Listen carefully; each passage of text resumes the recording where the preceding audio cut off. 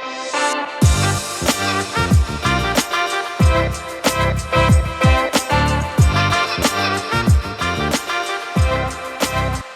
everyone, welcome back to the Intelligent Conversations podcast. Today I have the honor to learn from Dr. John DeGarmo. Dr. DeGarmo is the leading international foster care expert and consultant. He and his family have won multiple awards, such as Good Morning America Ultimate Hero, Citizens of the Year, and that's just to name a few. Dr. DeGarmo and his wife have been a foster parent to over 60 children over the years that he's been in the system. So, Dr. DeGarmo, thank you for coming on. I look forward to learning from you, and I know the audience does as well. But just kind of a good starting point to kind of ask, how did you get started with this? I mean, I kind of listed your accomplishments, but I'm kind of curious, what kind of put you on the path to start down that pathway? What was the starting point for you? Well, it was never a path that I wanted to walk down. It was never a path I thought about traveling down. It was only after the death of our first child where I recognized how precious life is and how valuable family is. So my wife was from Australia. We moved back to the United States from Australia. And then we had 3 healthy children after that. And I started teaching in a rural high school where I watched a lot of kids come through my classroom who had issues of attendance, behavior, and academics. There was a huge child sex trafficking incident where I was teaching, the Nuwaubian Nation, led by Dr. Malachi York. And if your listeners are not familiar with it, they should do a search on it. It is a fascinating and riveting yet horrific story of human trafficking, child sex trafficking. So all of that led to me saying, you know what? How can I help these kids? How can I help more children? We lost our first child. How can we help the kids in my classroom? How can we help kids in this area that we're living in who might have experienced and fell under this Nuwaubian Nation? So that led to us becoming foster parents to over 60 plus children. That led to my doctorate. That led to several books I've written, working with legislators. And I'm really driven every single day, if you see my TED Talk, to make the system better, not just for the kids, but for the foster parents, for the birth parents, and for everybody in society. Exactly. And I got a chance to walk. It's so cool. I think that's such a cool thing to get into. I watched your TED Talk. You kind of alluded to that. And the story about Sydney, that was, wow. That really just, I think a lot of people could benefit from that. And just to kind of help the audience out a little bit, could you kind of just give a brief summary about that story? Sure. Thanks for asking. So as a young girl who came to our house, placed in our home from foster care, she was 7 years of age at the time. We had her for almost 2 years of age. I'm sorry, almost 2 years long. Now I need to preface it by saying when a child is placed into a foster care home like my own, and for thousands of others across the country, they're not a foster child. They are a part of our family. You know, there's no label in my house. There's no biological. There's no adoptive. There's no foster. They're all my children, and they're members of my family, and as such, we love them each unconditionally. So she was very much a member of our family, and we were in the process of hopefully trying to adopt her. And then we had very, very little notice. I won't spoil the TED Talk, but we had very little notice, and she was removed from our home and placed with an aunt and uncle in another state whom she'd only met once in her life. And suddenly, without really any warning whatsoever. And sadly, she became a victim of child sex abuse and ended up in a children's mental health hospital. Very, very terrible story. Very terrible story. It's not a pleasant one whatsoever. It's a story how the system failed child. And so that drives me every single day not to let that happen to any child again. I love that. I think it's so cool. I think that, you know, some of those, like the story that you shared with Sydney, I think those stories, like, yeah, it's a really bad thing that happens, but then it almost helps us. Like I have this thing where when you encounter challenges, it sucks in the moment, but then that's the greatest learning opportunity. And I imagine you learned as well, and you're like, I'm not going to let this happen ever again. Right. And I think that's so cool that you did that. So you kind of alluded to a little bit of maybe some of the problems that are maybe with the system right now. Can you just kind of share, like, for someone that doesn't even know, maybe perhaps some of the problems that exist with this system? Sure, sure. There are so many myths and misconceptions that are associated with foster care, and I'll be honest, I believed those myths, I believed those misconceptions before I became a foster parent. The misconception that the kids are bad kids. No, they're not. They're victims of abuse, they're victims of neglect, they're victims of abandonment, victims of trauma. The foster parents are weird people. The vast majority of foster parents are good-hearted people who simply want to help children. So the problem with the system is you're seeing more children coming into the system, whether it's because of the open borders under the current administration. Children are just flooding over the border. So many of them are victims of human trafficking. They're brought over here as victims of human trafficking. We have 800,000 children. Some studies will indicate that are missing in our nation. So those kids are coming over the border. Where are they? Most likely human trafficking. 300,000 children victims of human trafficking in our nation. 5 million children experience domestic violence in their house every year. So we have these children flooding into foster care system. In addition, there's also the opiate epidemic. When the parents are addicted to opiates, where do the children go? When the parents are incarcerated due to their opiate addiction, where do the children go? When the parents die, where do they go? They're flooding into a foster care system that can't handle it. There are more children coming in, but there are not enough foster parents. Agencies today are overworked, overwhelmed, under-resourced, under-supported, understaffed, and underpaid. So your average caseworker is much like your average foster parent. In the last maybe about 18 to 22 months, and then they say, I'm out of here, I quit. This is such a hard thing to do. And it is hard. Foster parenting, it's been the most rewarding thing I've ever done. It's been it's also been the most challenging thing I've done as well. Because when you have a child come to your home who is a victim of neglect, abuse, trauma, they may have issues of trust. They may have issues of attachment. They may have some anger management issues, whatever it might be. But they're children who are wanting someone to love them and want to live in a normal type of environment. But really the problem is more kids coming in, not enough foster parents to care for these children. As a result, agencies are overwhelmed with children and not enough places for them to go. Wow.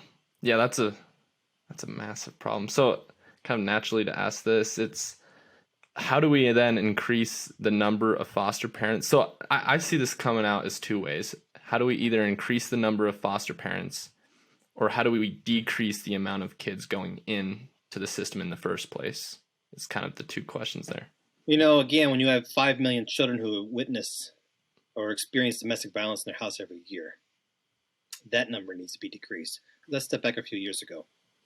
2020, when the world panicked over COVID, and we shut down schools, and we placed these children because we were afraid these children are going to come down with a virus. The reality was these children are being trapped in their homes with an abuser with no one to see them.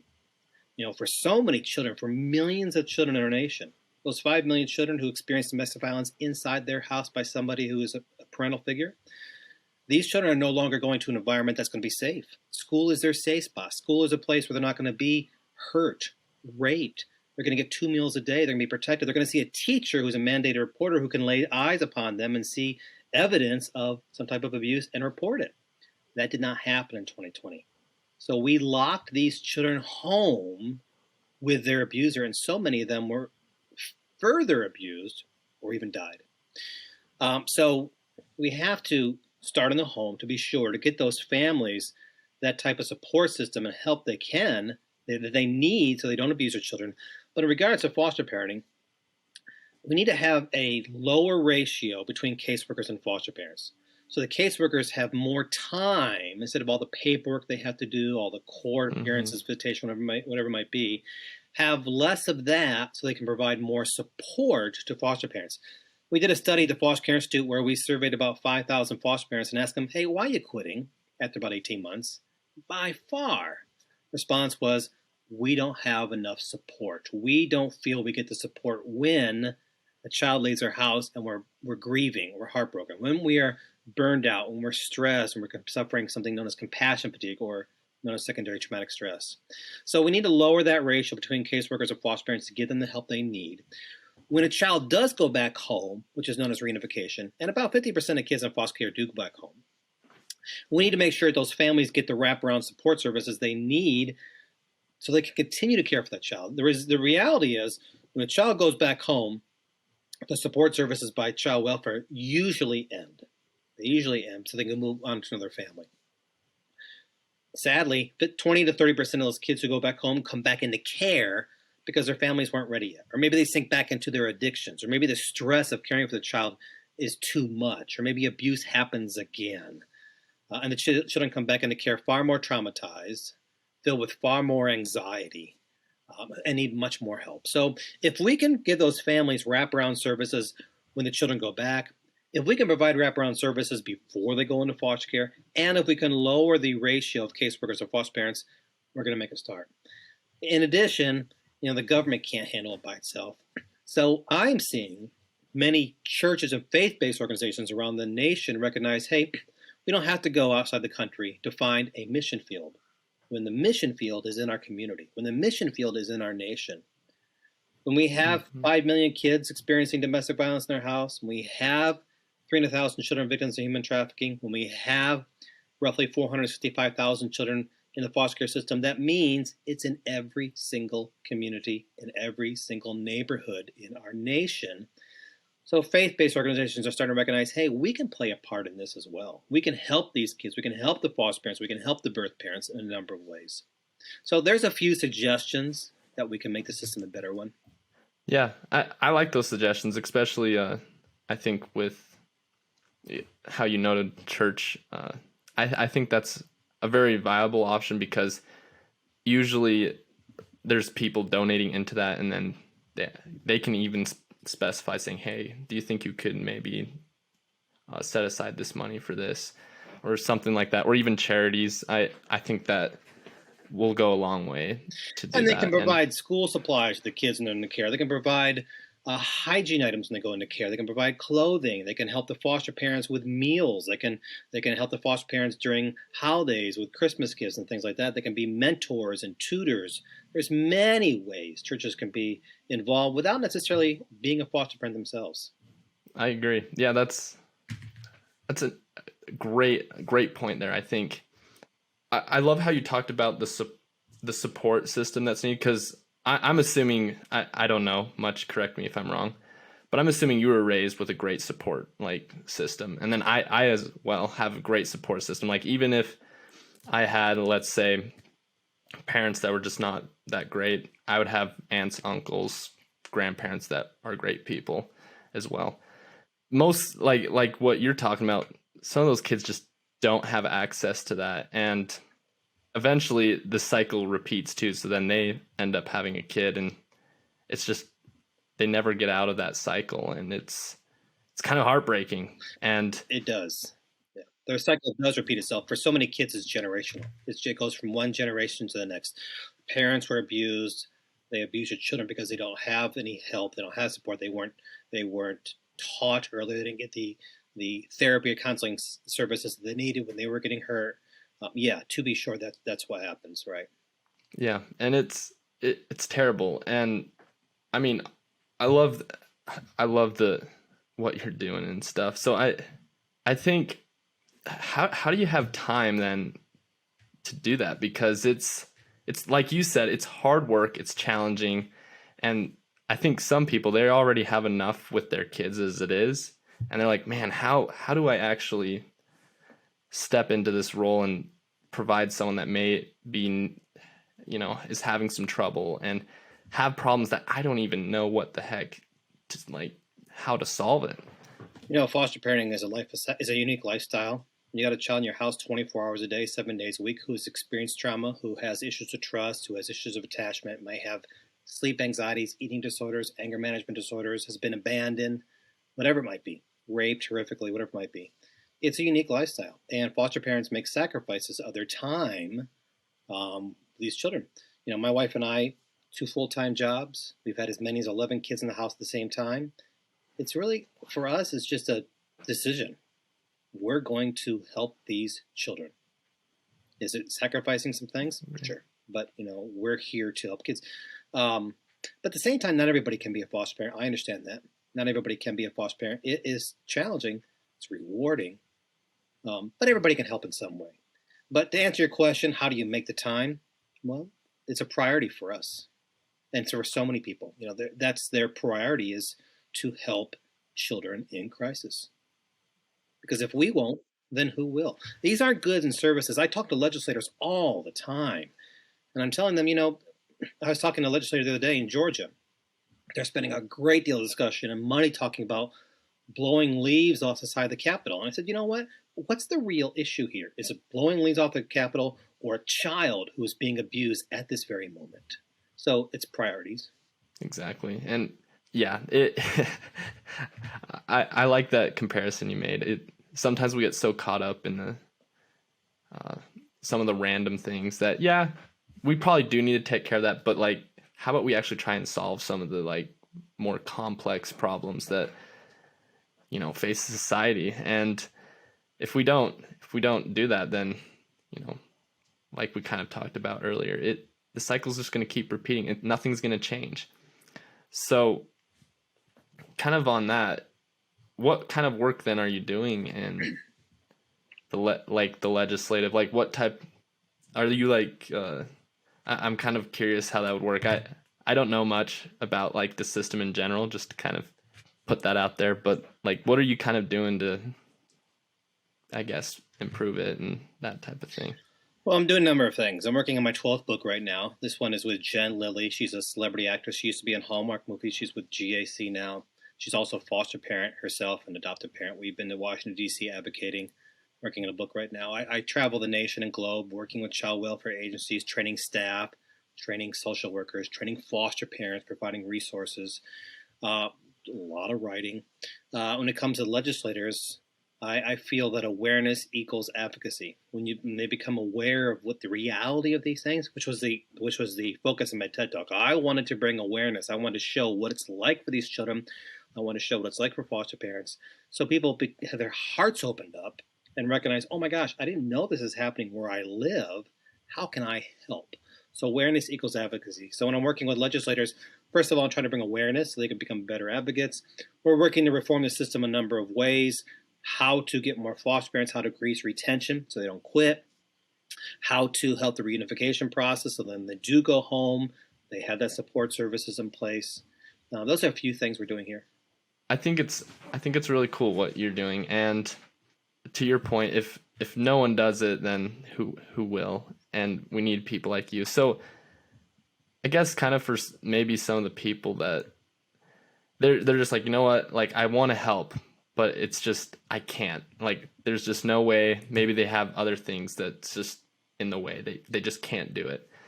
What are some ways that they can maybe help out and maybe contribute? So then some of these problems we've been talking about, the pressure and some of the problems can be just kind of eased. The problems are not as big and they're easier to, I guess, I'm trying to find the right word.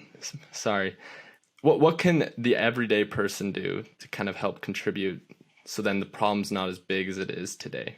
That was what I was Well, first of all, become aware it's happening where they live and stop denying it. I call human trafficking America's ugly secret. 300,000 kids in America, victims every year.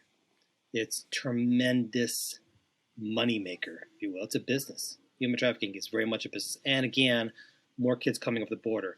But we don't want to address it because it makes us feel uncomfortable. That's why I call it America's ugly secret. We don't want to address what's happening at the border. It makes us feel uncomfortable. We want to address it, what's happening in our own cities. It makes us feel uncomfortable. Maybe within our own family, we don't want to address it. Child abuse or sexual predators is happening. It makes us feel uncomfortable, so we ignore it. So first of all, we need to become aware. And then there's so many things we can do if we can't be a foster parent. I think back to the time where we had a sibling group of five children show up at our house. Their home had no running water, no plumbing, no food, no electricity. You couldn't see the counters or the floor in the house because they're covered with human and dog feces. No father figure in the house. Mom was running a meth lab with her two teenage boyfriends. When the children came to our house, the clothing they had was not only contaminated by meth and human dog feces, but they were stapled together. Clothing stapled together. And that happens everywhere, sadly. So we can help by, if someone can't be a foster parent, you know what, maybe I can provide brand new clothing for the children in my community. Call up their child welfare agency and say, hey, tell me about some of the age groups and some of the genders for the kids in foster care. Can I help by donating clothes? So many of the kids in foster care have never experienced a birthday. I think back to the 10-year-old child in our house who we sang him happy birthday. He didn't know the words because no one had ever sung him before. Can you imagine? Can you imagine no one at 10 years of age, no one singing them happy birthday? How tragically heartbreaking that is. So we make birthdays huge for these children because it could be the very first time they've had a birthday, or the first time they've celebrated a Christmas, or the first time they've opened up a wrapped gift. So maybe there's children in your community you can help with gifts for birthdays and Christmas and other holidays. You can contact your child welfare agency and say, you know what, how can I help? Because many times that money, even though foster parents get a per diem, it's generally small.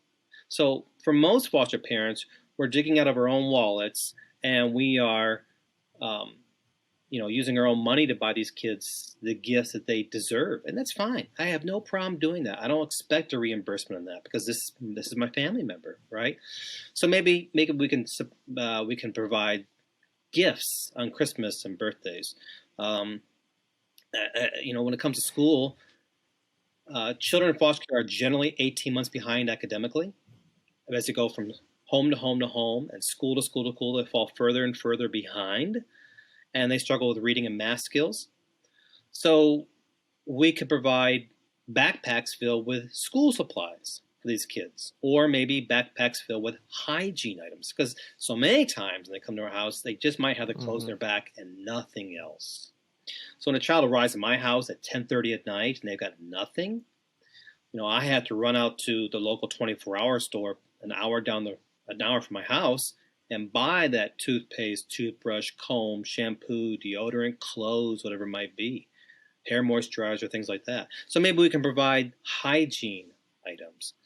For a small business owner, we could hire teenagers and youth in foster care and teach them important work skills.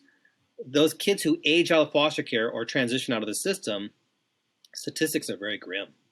55% when they age out of the system will quit high school. 65% will end up homeless. 75% will end up unemployed. A tremendous number of girls will end up pregnant, and the cycle is repeating itself. So for these kids, they don't have any work skills. So we could teach them work skills. We could teach them living skills, social skills when we employ them. Those are just a few of the many ways. I do a deep dive in my book, The Church in Foster Care, on how to address this very same thing. How do we help those kids in our community where we live, maybe even our own neighborhoods, without have them live in our house? I like, just kind of comment on that. I like the one suggestion where you said that we should try and employ some foster kids and try and give them some of those skills. And I would imagine, especially since, they're coming in without those skills, it would require a tremendous amount of patience. Yes. But the beautiful thing about that is that you have the chance to actually mold, a person's work ethic for the future to come. So, you can, get after them and say, hey man, like, why don't you stock the shelves or whatever your business may be. And just kind of teaching them and being patient with them and, just being kind and saying, hey, this is how we do it around here. This is what's considered, good work ethic. Or, hey, we need to be honest here. Let's be honest let's not steal stuff or whatever it may be. And I think, because that reminds me of, when I got my first job, that's when a lot of, work ethic, a lot of the skills that I have today that were instilled in me is when I got that first job. And now I'm doing things like this, and I think there's a lot of, it's part of the reason why I do this show is I think every person has something unique to contribute to this world. Well, I don't think we're not only teaching them those type of skills, we're changing their life. Imagine if you own a restaurant or a bakery of some kind, and you employ somebody who's in the foster care system. They might develop not only are you teaching more skills, but they might develop a love of cooking, and they might become a chef. It could set them a career path. Or you're teaching them skills on how to care for themselves. If you employ them, you're teaching them money management skills as well, so they can learn how to manage that money, which will help them As I said earlier, 65% will end up unemployed. Actually, will end up incarcerated, homeless on the streets. So you're teaching them those skills on how to take care of themselves. And that's an important thing to do, is to figure out how to. I mean, that's ultimately what we're all trying to do. Is so just to kind of give you an idea. A lot of my audience, they're young and they're starting their careers. They're figuring out what the heck they want to do and stuff, and what their lives may look like as well. And the sad reality is kind of what you were talking about. Most kids just don't have that opportunity to actually think about, oh, what's my career. They're just homeless and they're just like, hey, I just need to eat, man.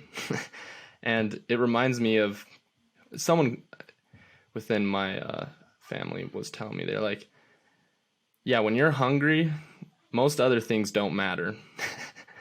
Like all these things we get concerned with, when you're really like just starving and you're hungry, you don't care about some podcast, right? Or you don't care about what the latest stuff's going on in the news. All you care about is, hey, how do I get some food in me, or how do I avoid this problem? That the difference here, though, with these kids in foster care is these children, these youth, don't have anybody in their lives, because when they leave the foster care system, there is no mother or father or grandparent or aunt or uncle to call upon and say, hey, I got a flat tire. Can you help come change it?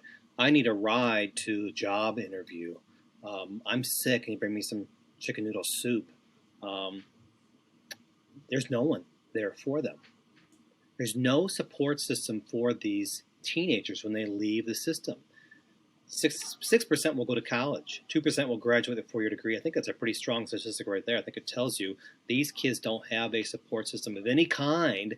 That's why 75% of them end up incarcerated. There's no one to call for help when they are hungry, when they are homeless. When I was 18 years of age, and perhaps with you, your family did not kick you out of the house. But for so many of those kids in foster care, when they're 18 years of age, they're on their own. And they're not past high school. We talked about Sydney earlier. 20-something, she's 24 years of age. Not past 9th grade. That's the reality for so many of these kids. I'm just trying to wrap my head around that. It is, man, it's so terrible. And I don't know. So one of the things I'm thinking of is sometimes people, they like to think it's like, all right, how can we maybe prevent the problem from even to begin with? And I mean, kind of like you were talking about domestic abuse and some of those things like that. It's been around for a while, but maybe how can we try and maybe stop that? Is, I guess, my question. Well, if we see it, we need to speak up. For so many, domestic violence happens within their own family. Maybe their sibling is doing it. Maybe their aunt, uncle is doing it. Maybe a friend of theirs is doing it. But they're afraid to speak up. They're embarrassed to speak up. They don't want to make a mistake or make somebody feel upset, or they might feel guilty. What if I'm wrong? What if I'm wrong? So they don't speak up, and it just continues to happen. As I said earlier, we discussed this: 5 million kids in America, domestic violence in their house, in their own home, their own family. No one's speaking up for these children, and people know it's happening. They just are afraid to say anything about it. Human trafficking. People know it's happening, but it makes us feel uncomfortable, so we won't address it. We'll talk about politics, we'll talk about sports, talk about entertainment, whatever it might be. Anything except the realities of what's happening to our children in our nation. And yeah, I like how you said some of those other things. We often try and find those distractions, right? To just, okay, yeah, I know there's problems, but maybe if I just distract myself long enough, then it'll go away. It's really not happening. Yeah, exactly. But the hard the hard truth is, yes, this is happening, and how can we stop it? And I don't know. I like how you're with the foster system and stuff.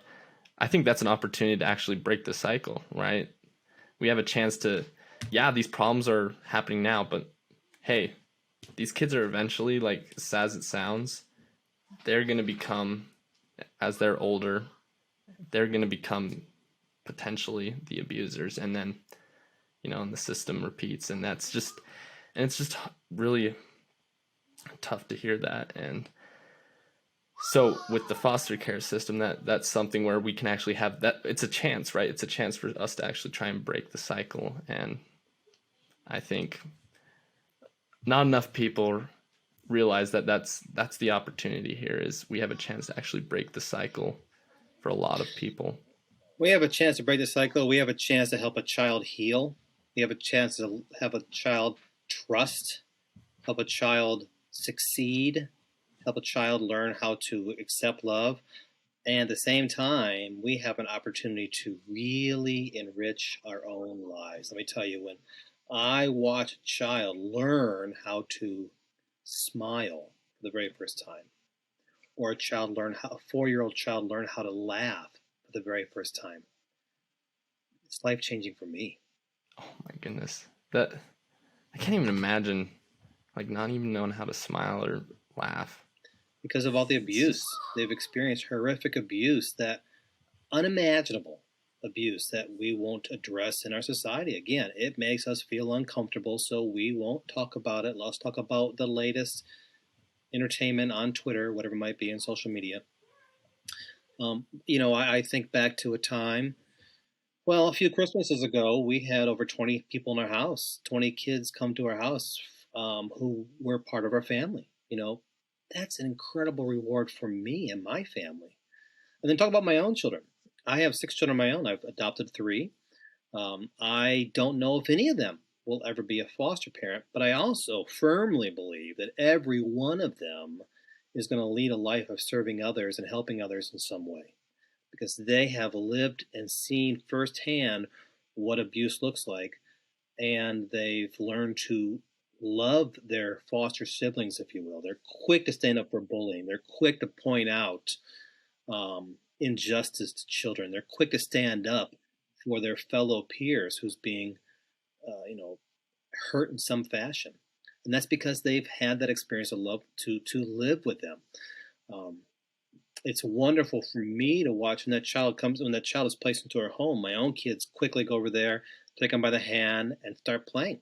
Play therapy is a remarkable thing, and that's because of what my own children are doing. So it's changed my whole family, I think, for a much better way. Are there times it's hard? Yes, to be sure, there are times when it's hard, but the rewards far outweigh the challenges. That right there, that's it right there. Is the challenges, they'll always come. That with anything you do, there's always going to be challenges. And the question is are you willing to actually embrace those challenges in order to experience the rewards? And that, for you, obviously the answer was yes. And that's, again, it's so cool what you're doing. And the life, kind of a comment on with your kids. It reminded me when you were talking about that, how your kids like befriend people at school. Something my mother told me, she said, always try to find the kid that's alone, goes and tries and hides in on the stairs or whatever when they eat lunch alone, because those are the ones that really need the friends. Those are the people that need just someone that they can feel like actually is in their corner, that they can talk to and just have a conversation with, because at the end of the day, they're people too.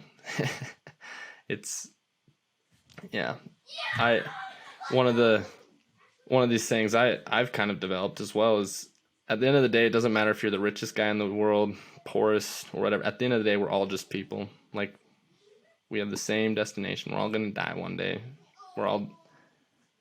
We all have the same outcome, what things are going to turn out. It's, why not do something that benefits everyone?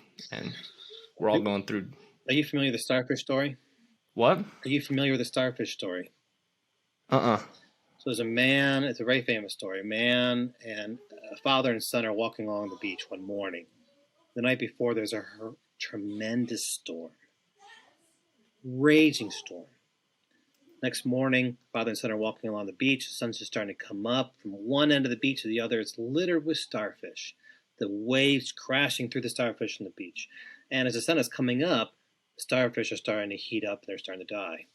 Well, the son bends down and picks up a starfish and throws it as far in the ocean as he can. Bends down to pick up another one and throws it as far as he can. Picks a third up and throws it as far as he can in the ocean. He's doing this for some time. The father's just watching him. After a while, the father says, "Son, what are you doing? You can't save them all. It doesn't make a difference. Look, there are thousands of them. You can't make a difference." Son thinks about it. He stops. He bends down. He throws another one. And he says to his father, "I made a difference for that one." And that's what we're doing as foster parents. I can't save the world. You can't save the world. But for these children we bring into our homes, their world has changed. And who knows what they'll do too, right? What the lives they're gonna live. There's a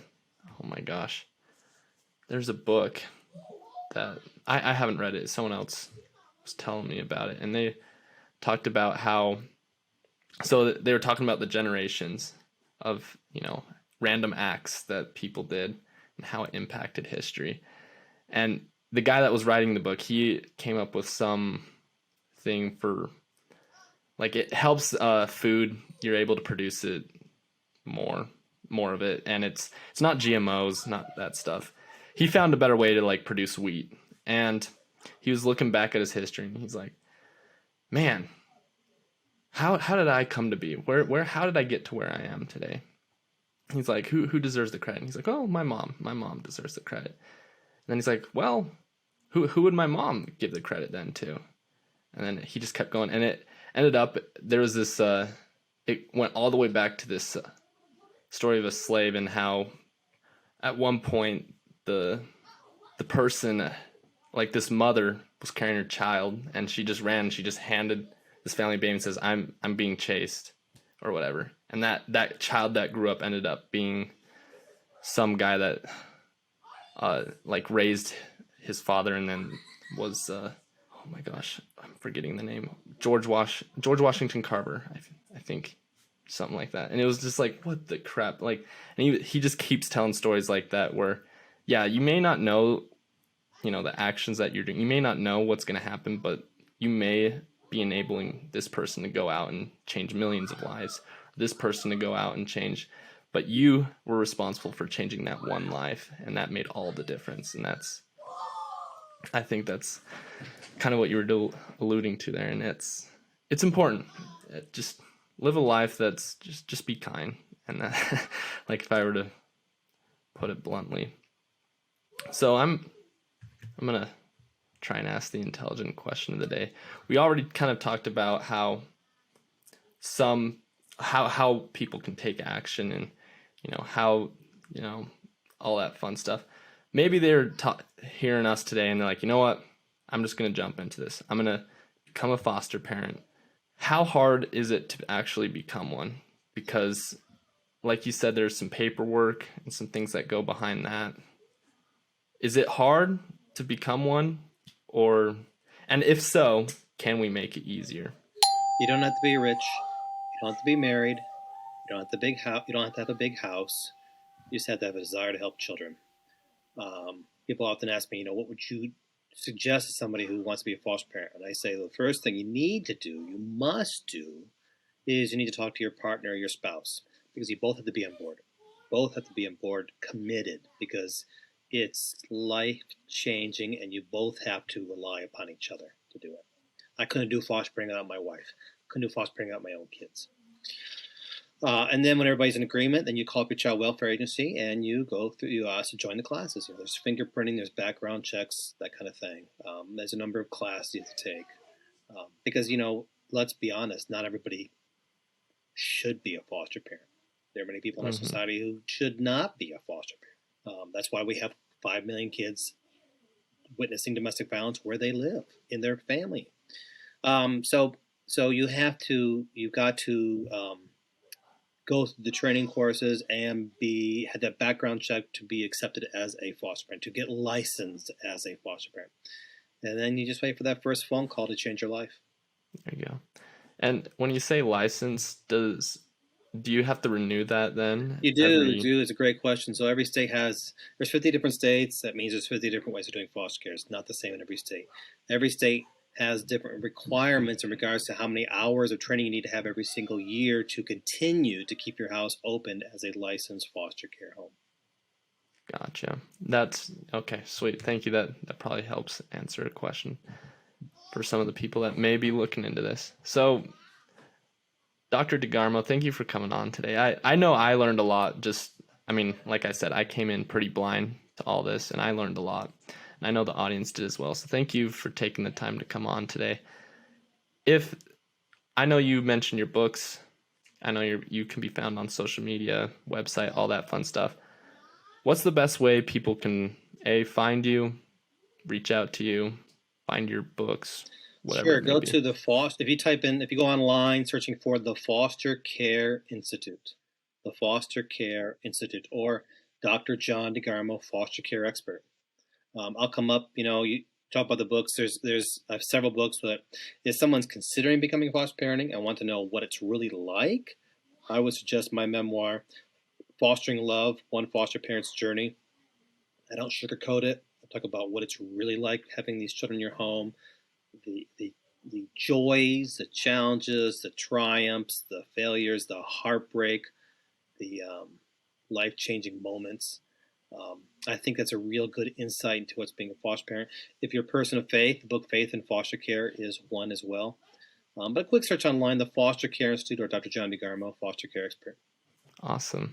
Well, thank you for coming on today. I appreciate you taking the time to share this with us. My pleasure. Thank you for the opportunity.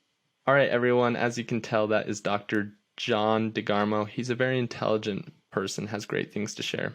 I challenge you guys, if anything spoke to you guys today, to reach out to him or to find him, and he dropped the information there for you guys. Stay tuned till next week. We have a great guest lined up for you guys. See you guys next week, and let's get after it. Hey everyone, if you liked this episode and would like to hear more, be sure to hit that subscribe or follow button. We release a new episode every Wednesday for you guys to listen to. Thank you guys so much for the support that you give. We could not have done this without you guys.